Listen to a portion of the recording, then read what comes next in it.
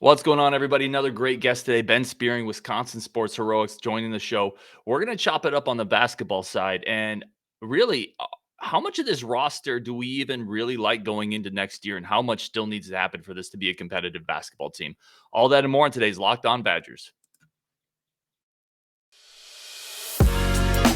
You are Locked On Badgers, your daily podcast on the Wisconsin Badgers. Part of the Locked On Podcast Network, your team every day. Hey, what's up, everybody? I am Ryan Herrings. This is Locked On Badgers. Thank you for making Locked On Badgers your first listen every day. Free and available wherever you get podcasts, YouTube, free and available. Appreciate all the support. We're going to jump right into it again. Another great guest, Ben Spiering, coming on, big-time basketball guy in Wisconsin, Wisconsin Sports Heroics. We're going to bring him on the show. Ben, man, thank you for jumping on. Really appreciate the time as always. Appreciate it, Ryan. Thanks for the invite. Yeah, of course, man. And I've said this before. I told you this just now. We have so many smart people that cover the Badgers in the Twitter sphere. I think all I want to do is get those smart people on the show and get them out of the way. So that's why one of the reasons you're here. We're going to talk basketball. We're going to jump into the first topic here.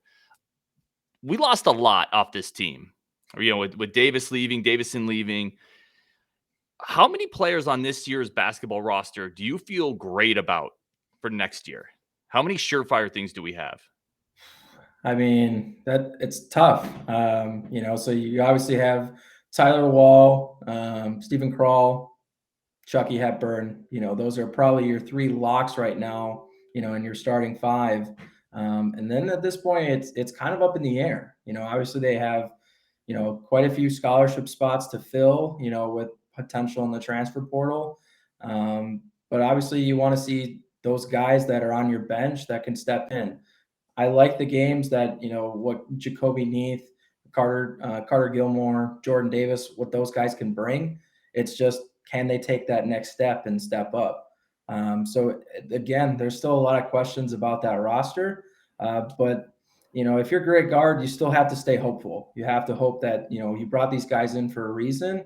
And there's obviously going to be some optimism that they can take that next step forward. And I think, you hit on it, right? There's literally only three guys you bring up that are like, yeah, we know these guys are good.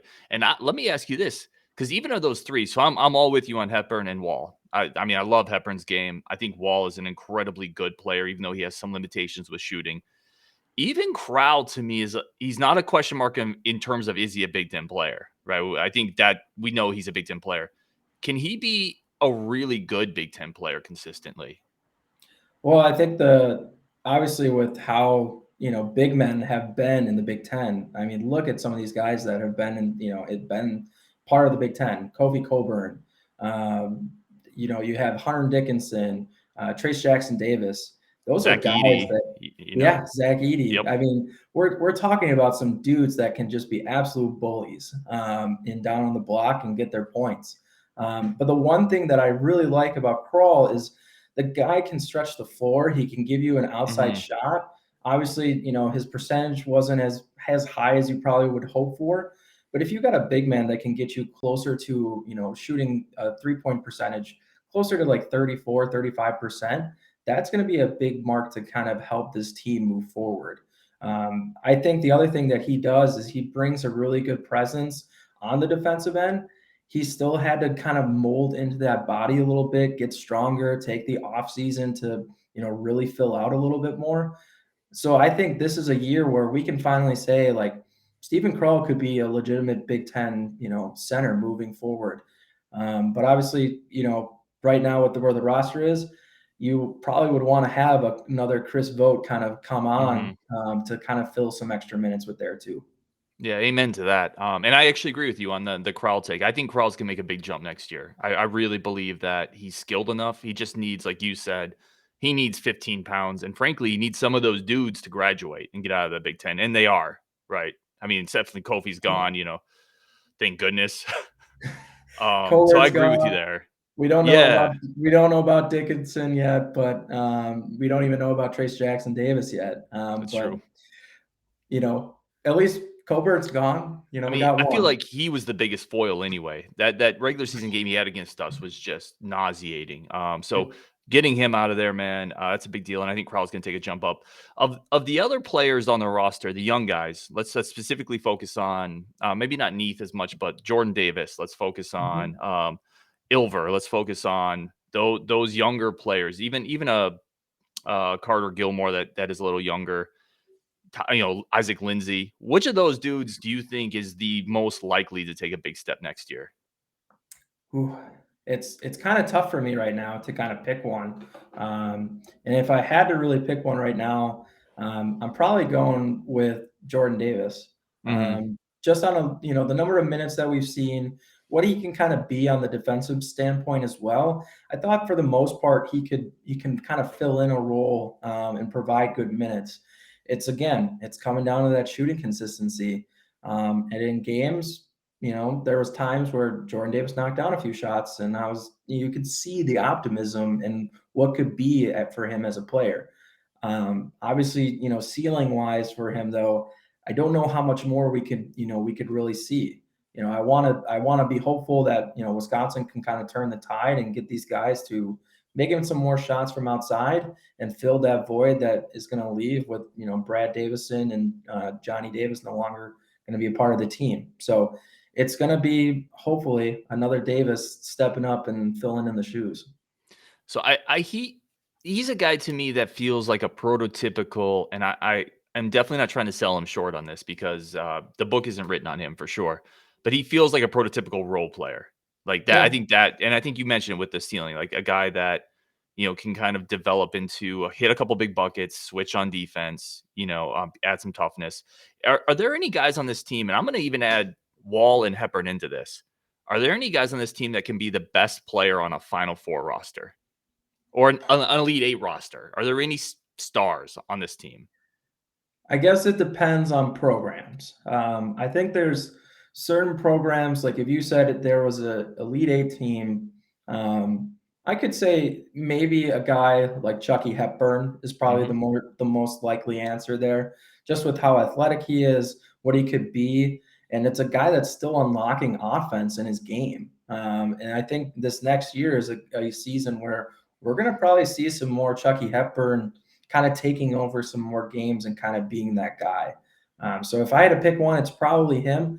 I'd also argue Tyler Wahl, just for the simple fact of how much of a glue guy he can be on a roster. The way that he can find a shot down in the post, but also play some really good defense and match up with some bigger guys on opposing teams. He can match up with the guy that's either a 3 all the way up to a 5. And that's something that's really valuable for a program. Well, especially in today's era of basketball, defensive versatility switching, it's far more important than it ever used to be. With him, it's the jumper, right? That's really what's going to separate him from being that really good. Because I think he's probably at the college level more than just a good role player. Like he's a really good rotational player. He can't be a star if he can't shoot, right? Exactly. Is that going to happen, or have you closed the book on that possibility? I know they're working at it. And obviously we saw him, keep attempting the threes. And from what I've heard, and, guys have mentioned this, like Jeff Petrikis has mentioned this, plenty of times being at practices, he's making those shots in practice. So it's not that he can't shoot that and, find that and be consistent there. It's just kind of putting it all together and being that central point of his game. I also, like you mentioned, a jump shot would be huge for him as part of his game, even if it's, a 15-footer that he can kind of go to. That's just something more in his arsenal that you hope that maybe he can put it together this summer and work on. But like you mentioned, that 3-point shooting is going to be kind of more important for his game to see. Again, with where this roster is, it's going to be a focal point for trying to change and to make an improvement at. Yeah, and I agree with that. I think to me, he's the closest thing Wisconsin has to someone who has the ceiling of a star, but it requires that jumper. I think Hepburn's ceiling is probably just below that, but incredibly steady, really good player. I just don't know if he has the size athleticism to be kind of a star guard in the Big Ten, Yeah. but both of those guys are total locks to be really good players next year. Obviously, it's going to depend on what comes around them. Guys, we're going to continue this conversation. A bunch more I want to ping on Ben about. We're going to talk about recruiting, some of the 2023, 2022 kids coming up, and the transfer portal as well. So stay tuned. Ton more coming up with Ben. But first, let's talk about one of our show sponsors. Built Bar is, listen, I just got my 12-pack the other day. I'm 39. I have continued to try to treat this year as a way to get in shape. And you can't do that without the nutritional aspect of it. You know, I've talked about it. You get the variety pack from Built Bar. You get 12 different bars. I had the churro the other day. I just had the double chocolate today, and they taste good. It's 100% real chocolate, 17 grams of protein, not a lot of sugar. It's not the candy bar that makes you feel guilty and bloated and sad and tired. This is something you go, you work out, you hit the gym, right? You run some fives, and then you eat the Built Bar and you feel great about it. It fuels your body, gets you ready for that next step. You know, again, 100% real chocolate. What they've done is create something that tastes good, and then they found a way to make it healthy. It's not like the other protein bars on the market that we're not going to name, but we all know what we're talking about. It tastes like you're eating cardboard. Built Bar's not that. If you go to built.com, promo code LOCKED15, you get 15% off your order. That's promo code LOCKED15 for 15% off your order at built.com. Thank you guys again for making Locked On Badgers your first listen every day. Keep in mind, this week is NFL Draft Week. Starting Thursday, April 28th, tune into Locked On NFL Drafts live coverage of the 2022 NFL Draft. 3 days of real coverage, real live analysis from our extensive lineup of experts and insiders. You got Matt Williamson, you got Brian Peacock, all the information you need leading up to the NFL Draft. You're going to find it all on the Locked On Network. And again, guys, we're going to bring Ben Spiering again back from Wisconsin Sports Heroics. We're going to continue basketball talk. I really wanted to get him on here. He's a really sharp guy with everything going on in the Badgers landscape. First, Ben, I want to turn over to you. Where can people find your work? Where can they reach out and contact you? Yeah, I appreciate it, Ryan. You can find me on Twitter at BennyBoy615, or else you can go on our site, WisconsinSportsHeroics.com. We're also tweeting out, during for games. We're also doing all sorts of stuff, throughout the off season. So obviously things are a little bit quieter right now with what's going on, but once the season starts to kind of fold, we have a lot of content that comes out. So you can definitely count on Wisconsin Sports Heroics to kind of have all that Wisconsin Badger and football needs. That's awesome. And guys, again, I encourage you guys, go out, follow Ben. They put a lot of content out. It's somebody that I've checked out on Twitter, and we're really lucky to have people like him covering the team. There's a lot of smart people out there. Let's get into our next segment here. What kind of wanted to touch on the transfer portal. We just talked about the roster, and that kind of leads into the holes on the roster. A bunch of spots that still need to be filled. They did bring in Kamari McGee, the back kind of slotted in as a backup point guard. I want to start there. What did you think of the pickup? Did it fit a hole? Is it somebody that you really like?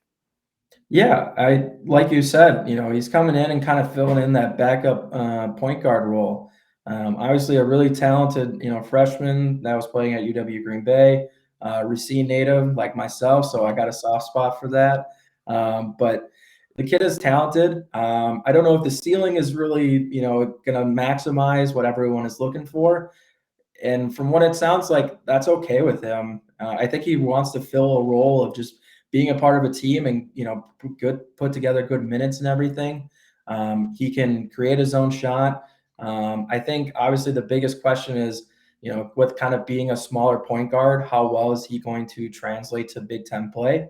And it's probably going to take, a little bit to get used to. But he's a really talented player, guy that plays really well on the defensive end. And I think that's what kind of really stands out to why Greg Gard and company reached out. It seems like the other part of this to me, and let me know what you think on this. It seems like a low risk move, right? You're bringing in somebody who seems to, like you said, understand the culture, understand what he's coming in for. He knows Chucky Hepburn's on the team, but you're bringing in somebody with several years left of eligibility and someone who's already proven he can at least, get some buckets, hit some shots. To me, it feels like a low risk, not a super high reward, but someone who's going to really fill a need for the next 3 years. Well, if you look back at, who was filling in that spot, behind Chucky, it was Norman Bowman. Mm-hmm. And obviously with him moving on and going back home, it was obviously a void that they needed to fill. So bringing in a guy like McGee, like you said, it's kind of that low risk, but can really bring that production of like what you were looking for. Mm-hmm. A guy that can handle the basketball, can find open spots and, create that shot to get open. He can also knock down 3-pointers. the numbers there weren't great. And I think that was part of where UW Green Bay was as a team kind of later in the season. They kind of leaned on him a lot with where they were roster-wise. So for him to come in, I think is going to be a huge extra part to the offense. And who knows, maybe they decide to roll out 2 point guards in that, in an offense. And maybe we'll see some more minutes from Kamari McGee than we probably would expect. But I think it's definitely a signing that I like and definitely is going to help the team moving forward. Well, let's just think about last year, right? How much would a Kamari McGee have helped last year? Not even when down, but even before that, the Badgers had just for stretches nothing coming off the bench. Like Yeah. this guy, I feel confident that McGee is going to be able to come in and provide some offense and not turn the ball over. Maybe the comparison I've used before is a different version of a Trevor Anderson type player, but that's really valuable. Yeah, absolutely. And I completely agree with that. That where the bench was this last year wasn't as helpful as we kind of were hoping for. Again, it was a young kind of, back end of the bench. So it was kind of hard to gauge whether or not how many minutes we were looking at. Obviously, you were hoping that, Lorne Bowman would kind of fill in with those minutes, even, figuring out with Ben Carlson. But obviously, it just didn't pan out the way that, Greg Gard was hoping for. But, for Wisconsin to put that together with the roster. Oop, and I think I lost Ben for a second. Ben back. All right, I think I lost you for a second, but I see you're back. But yeah, just continue, please. Yeah, I was just saying, obviously with where the roster was this last year, they relied heavily on where that starting 5 was. And kind of at the end, that's where you kind of saw maybe we kind of needed those extra guys to come off the bench and find some production. So McGee coming off the bench is going to be a huge extra step. Yeah, I 100% agree with you there. The depth needed to be rebuilt. Now, I want to pivot a little bit too. There's still holes on the roster. There's still scholarships available. There's still people in the portal. 2-part question. How many bodies does Wisconsin need to bring in? And is there anybody specifically looking at that you think is a realistic fit here? So I think right now you're probably looking at least 2 more transfers to come in. I think ideally. And I'll premise that with potential that one of those scholarships that they also have open with that could go to a 2022 commit. So as far as transfer goes, the one guy that I'm kind of keeping an eye on right now is Max Jones. He's out of Tampa College. It's a D2 program. Really nice floor for a guard. Can really knock down shots. He averaged over 20 points per game this last year, and just a really talented player. He's getting looks at from programs like Virginia, Villanova, LSU, Alabama. Iowa State's also in the mixes there. So it's obviously going to be a tough one to kind of get him to buy in a little bit. But hopefully that's kind of one where I'm kind of leaning right now that they can kind of come to and see if they can get him to come to Madison. The other one that I'm really hoping for that I just don't know if it's going to end up happening is Baylor Shireman, South Dakota State.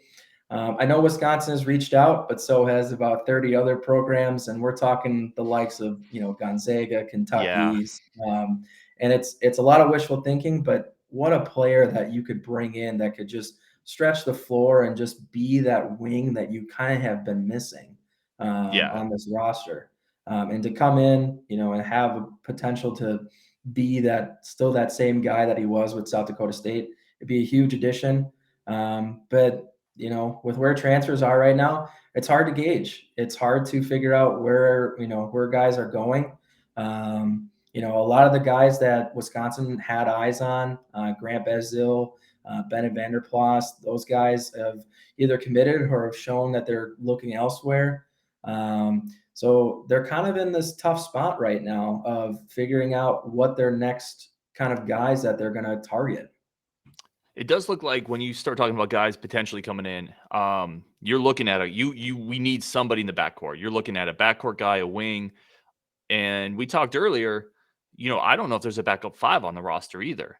No. So Vogt, I think people sleep a little bit on what Vogt did last year. I thought Chris Vogt in his role was really solid, right? Maybe a Kamari McGee type of a role. I don't know who that guy is next year if they don't get a transfer there, but we almost have more holes than we have scholarships, right? So do you need a wing or a backup 5 more, do you think?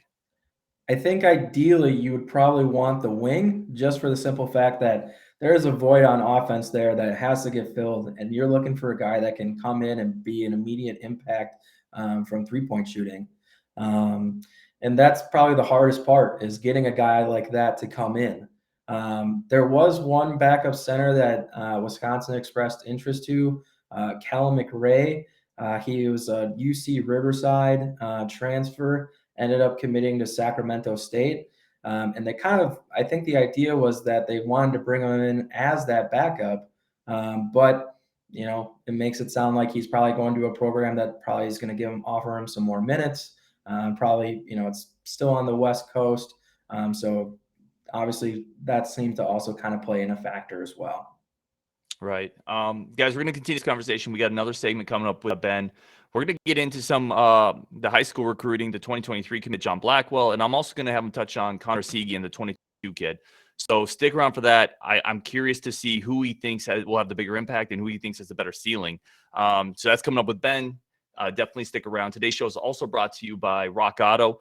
Rock Auto is the best way in 2022 to shop for car parts. There's no longer a need to go to the local parts store, stand in line, tell the guy behind the counter who honestly doesn't really care that much about your car what you need. He punches it into the computer. They probably don't have it in the warehouse. If they do, it's going to be more expensive.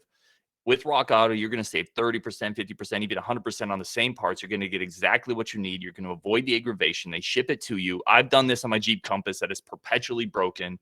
I'm telling you guys, there's not a better way to do it. Use your mobile phone.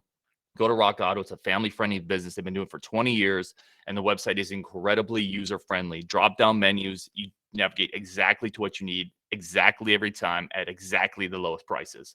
Go to rockauto.com right now. See all the parts available for your car or truck. Right, Locked On in their How Did You Hear About Us box so they know that we sent you. And thank you again, guys, for making Locked On Badgers your first listen every day. We're going to continue the conversation with Ben, Wisconsin Sports Heroics. Ben, I wanted to touch base on the 2022 and the 2023 basketball recruiting commits. And again, thank you so much for your time. Very, very gracious. 2022, Connor Essegian, the guard out of Indiana. Is he going to play this year? I think my answer would say no. Wow, and I think the only reason why I say no is probably just where his body is. He's got to fill out a little bit more, kind of get used to it. But that doesn't mean I'm not in on the idea that he could potentially come in and play some minutes. I don't think we're going to see an extensive role, at least this year. But boy, am I excited as a guy coming in. I think he is an incredible shooter from outside. He can create space. He can find ways to score. Again, if he can fill out a little bit more and kind of get into that Big Ten body as a guard, I think it's going to be probably one of those guys you're going to probably remember shooting wise as being one of the better shooting guards that we've had at Wisconsin. The high school film illustrates it, right? He's at the high school level. Again, you never know for sure how things translate, but at the high school level, he's an incredible shooter. Which leads me into, I actually think he is going to carve out a role. And I hear everything you're saying. And Wisconsin, more than most programs, and you know this, it matters your body. It matters defensively. Like, they don't just throw people out there just because you can shoot. However, I think last year's team was so bad, like just so bad shooting. And now Brad Davidson's gone. I think they might need to find a role for him and just hope and pray on defense. Well, and you kind of saw that where, guys like Isaac Lindsey were getting looks at some points in the season, and guys that we probably didn't necessarily think were going to come out and get those minutes. So I agree with that notion of, finding a way to carve out a role for him. And I think the biggest part, along with his body is he does have to kind of get a little bit better as a defender. I think he kind of can get lost at points. It's not that I don't think he can't be. I think it's just something where you're coming into Wisconsin. It's that point of emphasis that they just really harp on. So it's going to be something where he's going to have to get used to. But like you mentioned, if he can shoot the way that he was shooting in high school and at least somewhat put that, to Big Ten play right away as a freshman, there's no doubt in my mind that he could see those minutes because it's not that Wisconsin, won't have a spot for that. They're definitely going to have that opportunity for him to, take those minutes. I mean, I'll tell you this, and I agree with everything you said. Wisconsin is a program that doesn't sacrifice defense for offense. I will say this: there are people in Madison who might riot if the shooting percentages are still like 25% last year. He's on the bench and teams are just playing a 3-2 zone against us. There's people that might riot. His role might just be like, if I'm thinking about it, I don't think it's a major role, but it might just be the other team goes to a 2-3 and we put Essegian out there in the corner for 5 minutes. And even that spacing, because I think what happened, and I'm switching gears a little bit, but I want to get your take on this. I think a little bit of what happened to Wahl, he struggled down the stretch. I think they just stopped guarding on the perimeter and they just collapsed on him. Yeah, and then you're exactly right there. I think it's teams were starting to figure things out, and I think a lot of that too is if you look back to the second half of the Big Ten schedule, teams, that's kind of what happens is you kind of get that first matchup out of the way. You see how guys are going to play, what their tendencies are. And then it's also figuring out and adapting from there. Wisconsin doesn't waver too much from what they want to run, which for those people that like the fire of Twitter, they're all about, wanting to see those points and see that percentage go up. So I can understand the frustration there. And we definitely had those moments last year. But the other thing too that Wisconsin does is when when baskets don't go down, they put it together on the defensive end and they make those teams earn that victory. It's not often that Wisconsin doesn't back down from, those types of games, except when they're playing Kofi Coburn. But that's besides the point. And he goes full Super Saiyan. Yeah. Let's go to John Blackwell. So I think you and I are mostly on the same page with Connor, just in terms of the holes he potentially could fix on Wisconsin's roster. And if he does play next year, it's not likely to be a big role, but it could definitely be something situationally. Let's go to 2023. Wisconsin did land a commit from Michigan combo guard, John Blackwell, 6'3", 6'4". What are your impressions of his game? Have you had a chance to watch some film? What do you think? Yeah, I watched a little bit of film on him. Obviously, the story is, Wisconsin offered early and he fell in love and knew that Wisconsin was a good program and they never wavered. That's one thing about, Wisconsin when it comes to recruiting is when they offer a guy, they truly are in on that. And that's kind of something a little bit different, whether it's even with football, that's always something that's been so consistent with the recruiting is if they're going to offer you, it's going to be meaningful. But as far as how he plays, a physical guy that likes to get inside, he can create his own shot. He can knock down threes as needed. I'm going to premise this and say he kind of gives me Johnny Davis vibes, but I'm not saying it's going to be Johnny Davis-esque. There are things about his game that I like and the ideas of how he can finish inside and how he can create a shot that I think kind of translates to what we saw with Johnny Davis this last season. So there's a lot of upside to his game. I think the biggest thing is probably going to be, again, just kind of filling out a little bit more as a guard. But he physically is actually a lot further along than probably most, even as a 2023 commit. So there are definitely a lot of good signs. And athletic-wise, it's about as athletic of a guy that you're going to find for a guard. And I think, one of the things because I had a chance to interview him, and unfortunately my audio didn't work. I failed, but I did get to talk to him. And, one of the things I liked about him on film and then talking to him about it is offensively, and this feeds into your point, I thought he had the ability to shoot from three, score from mid-range off a lot of different action. It wasn't just catch and shoot or put your head down and get to a lot of high school kids. There's a lot of nuance in his game that I think is really impressive. Yeah. And that's exactly where I kind of premise my idea of Johnny Davis vibes. There's a lot of those little things where he can create his own shot and be able to defend the way that Johnny was against some of these guys and get in your face. There was a lot of those similarities that I saw with him. So if you're trying to get excited about a guy, and especially a guy that's kind of bought into Wisconsin and everything, he is definitely one to cheer on for. Yeah, I like the pickup quite a bit. I think it's an under the radar guy with good physicality and offensive skills. I'm already keeping you for too long. I usually run out of time before I run out of questions. But I got one more for you. I want your opinion on a guy that Wisconsin has been on and off again. Essentially, I would call it in the 2023 class. Gus Yalden was a Wisconsin guy, moved around. I think he's in North Carolina now. Kind of a bigger bodied forward / center. Quite a bit of skill, but not an above the rim player. I don't want to spoil your opinion at all with anything. I'm very curious. What are your thoughts on Gus Yalden, a player, and do you think he's going to end up as a Badger? To premise the first one, I think he's a great player. I think there is something about his game. And when he has the nickname Baby Jokic, it Yeah, makes sense. The way that he can shoot, the way he can stretch the floor, and the way that he can be a passer as well. You just don't see that from most big men. And for him, even early on in the AAU circuits, you could see that and what was kind of turning into that. I know, as he's gotten older, he's kind of fit into his body a little bit more. He kind of seems like a guy that can play at the next level. So as far as what I think he can do, I think he could be actually a great addition to Wisconsin, what their offense is. I think it's something that kind of reminds me a lot like if you combined Ethan Happ and Frank Kaminsky and you kind of put them together, but you just took a little bit of the height off. I think right. he can be that type of player.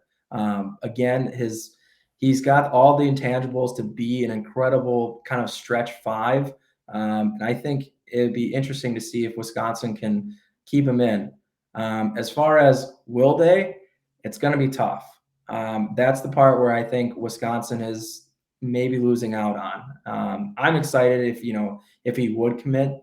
But I think the one program that kind of seems to be the one maybe kind of leaning kind of forward seems to be Louisville right now.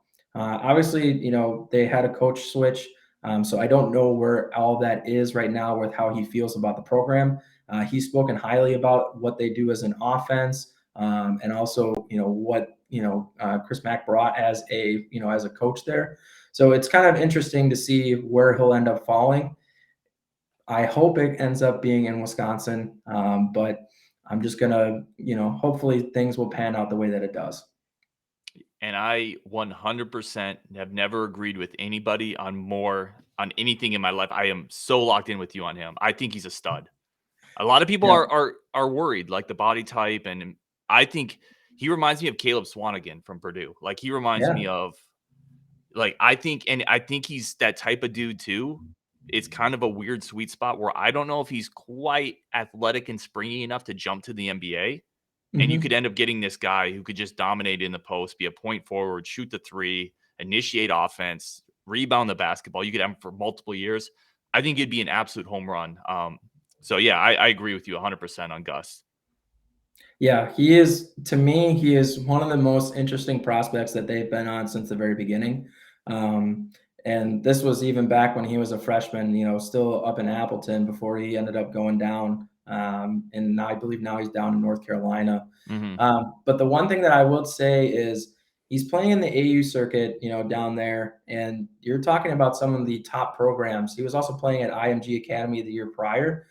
Talk about some of the guys that you're going to play against at the top Hmm. level athletic wise, and he's competing with them. So I think there's a lot more upside to him than just being unsure about how he'll be as a true five, and kind of fill the void of being a stretch five that can be so much more than just the true center that people want him to be. Yeah, I agree completely. Ben, man, thank you so much for jumping on. I hope to do this again with you. Definitely appreciate your time and let people know again. Just throw the Twitter out there, and everyone should follow Ben, guys. Great Badger mind on Twitter. Yeah, Ryan, I appreciate the invite. I couldn't be more excited to come on. So I hope this, is not a one-time deal, but you can catch me on Twitter at BennyBoy615, or else you can catch me at Wisconsin Sports Heroics, either on our website or on Twitter. We do all sorts of Badgers, whether it's football or basketball. We'll live tweet for games as well. So if you're looking for all things Wisconsin sports, we are definitely a site to do so. All right, guys, and thank you again for making Locked On Badgers your first listen every day. Can't say enough how much I appreciate Ben coming on. Really sharp guy. Please follow him. We'll link all of his stuff in the show description when we post that. Appreciate everyone tuning in. Free and available everywhere on podcasts. Again, on YouTube, the subscribers. It means a lot, guys, to see the positive comments come in. All we're trying to do is get, good Badger people on here and build this community. So, really, really appreciate it. Make Locked On NFL Draft your second listen of the day. The draft is coming up this week. Tracy, former NFL quarterback Eric Crocker, bring the NFL Draft to life every day with insight and analysis on all your college football prospects and front offices. Free and available wherever you get podcasts. Thank you guys so much.